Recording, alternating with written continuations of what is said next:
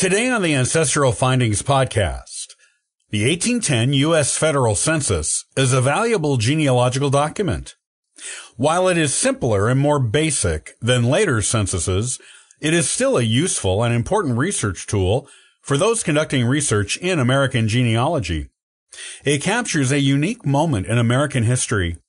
Here is what you need to know about the 1810 U.S. Federal Census.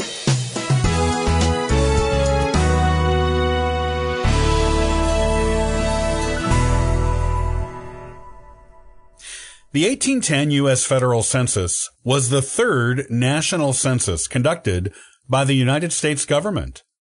It began being enumerated on August 6, 1810, and provides an intriguing snapshot of the United States and its people at that exact time in history.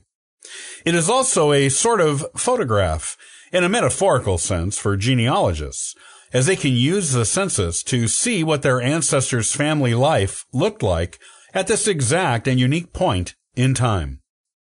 The 1810 U.S. Federal Census showed the United States to have a population of a little over 7 million people. Of these, nearly 1,200,000 were slaves. One new state was included in this census that was not yet a state in the previous one. That state was Ohio. Like the two censuses previous to it, this particular census has suffered some record losses over the decades, with some genealogists studying and researching American genealogy might find frustrating. The original census returns are missing for Washington, D.C., Georgia, Mississippi, Ohio, and New Jersey.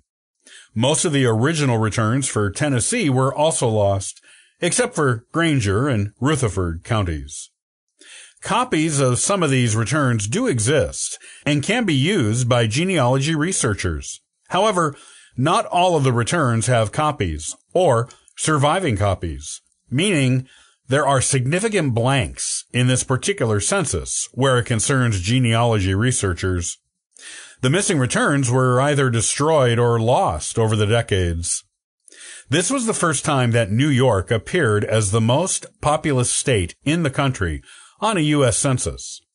It held that position until 1970, when California beat it.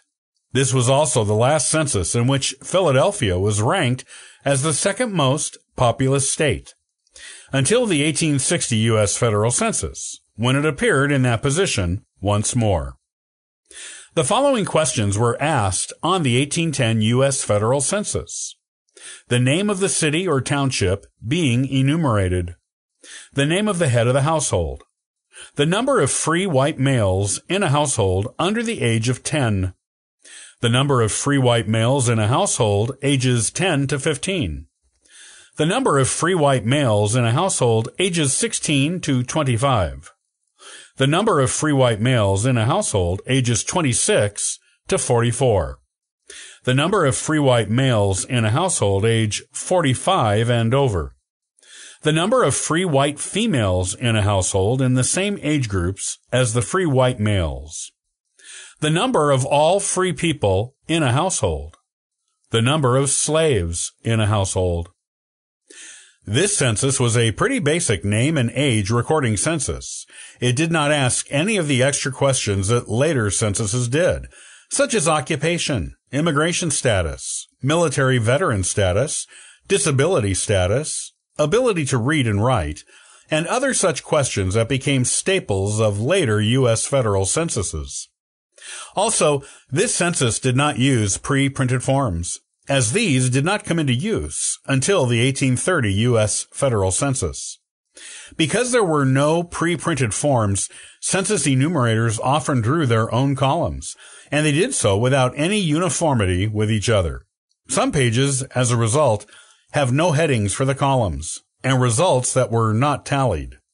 This makes census records for this and other pre-1830 census a bit idiosyncratic to the individual census enumerators.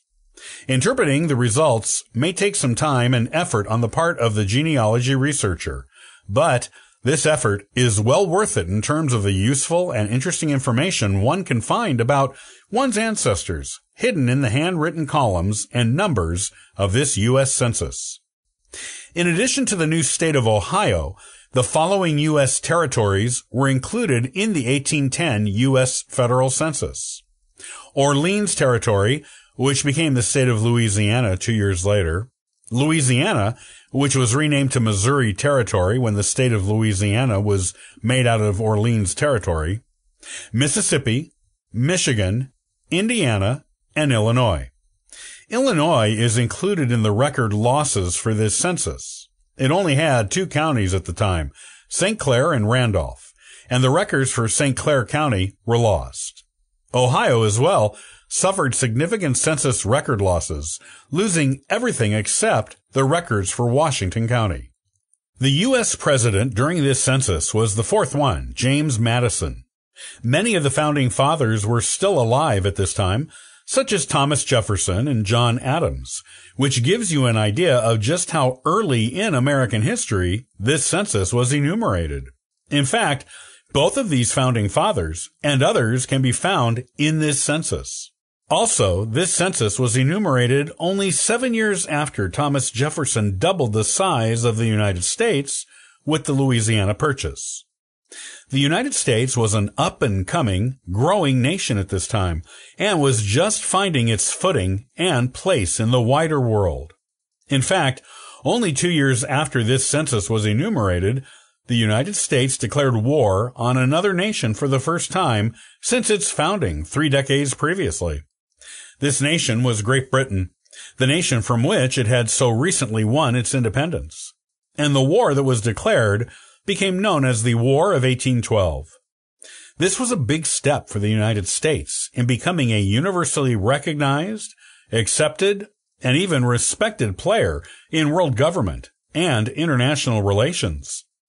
The fact that the United States won this war is key in its gaining of that respect and recognition.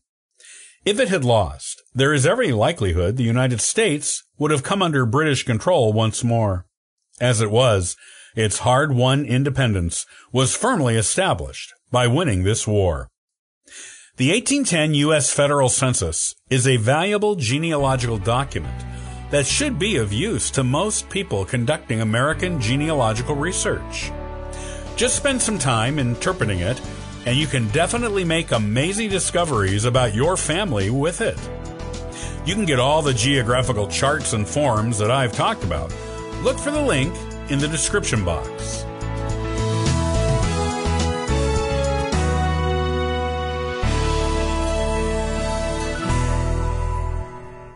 Thanks for joining me today on the Ancestral Findings Podcast. You can subscribe to the podcast on YouTube and iTunes. Also, check out ancestralfindings.com for free genealogy lookups, ebooks, and weekly giveaways. Happy searching!